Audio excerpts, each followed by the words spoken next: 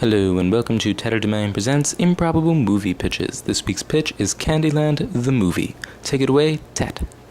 Candyland. You've played the game. Then again, maybe you haven't. I don't know. I'm not you.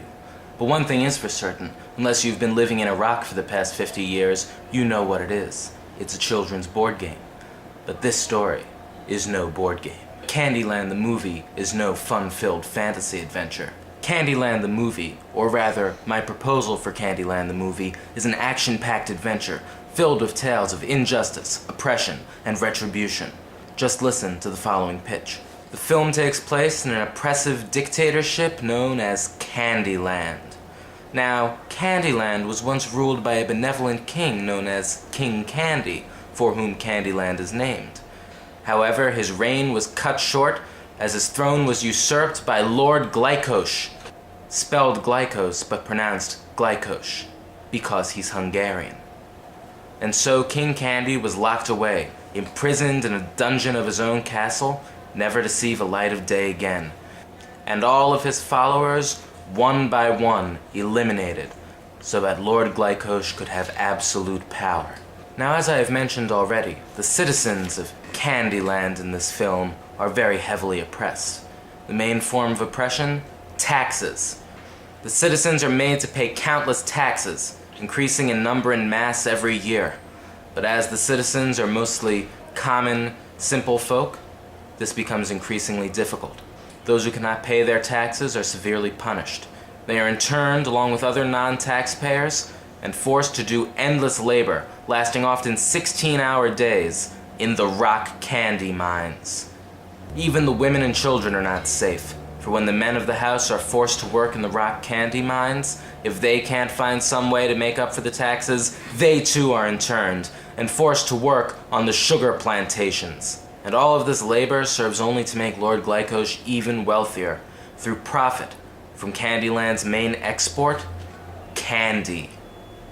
The story of the film catalogs the gingerbread family, a family of simple folk whose father gets fed up with the constant taxation and takes a stand against it.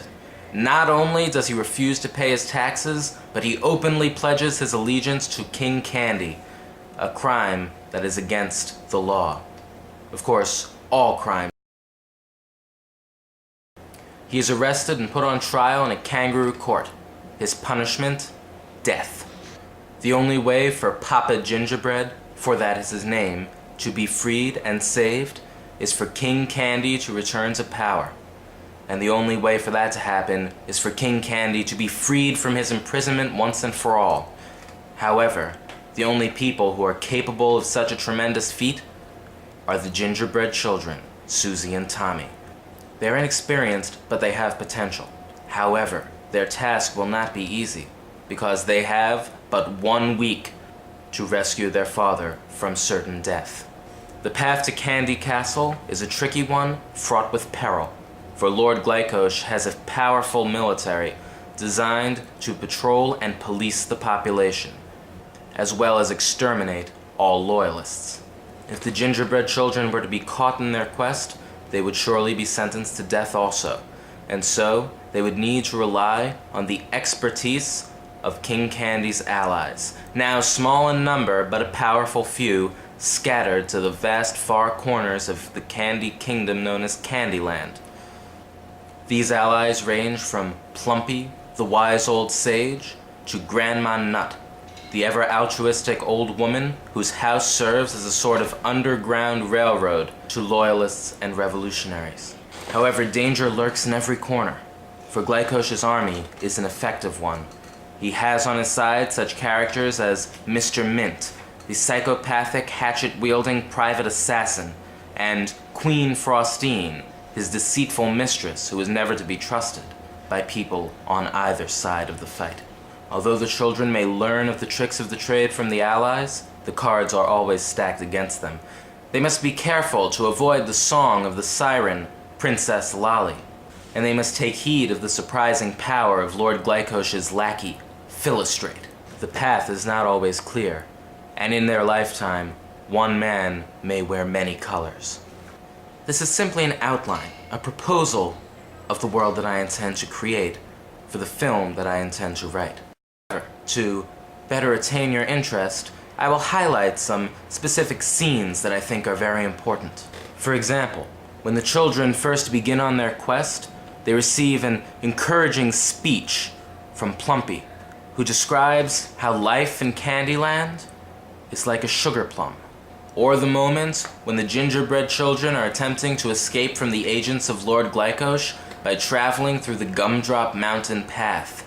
However, as they are attempting to make such a pass, the agents catch them and take the guardian of the Gumdrop Mountains and shoot him in the head.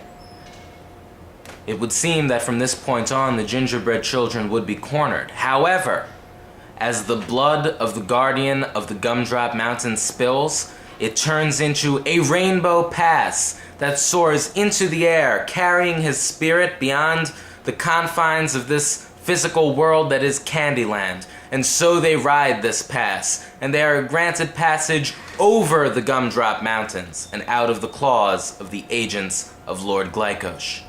And the gentleman villain Lord Licorice, whose side is he on? We may never know.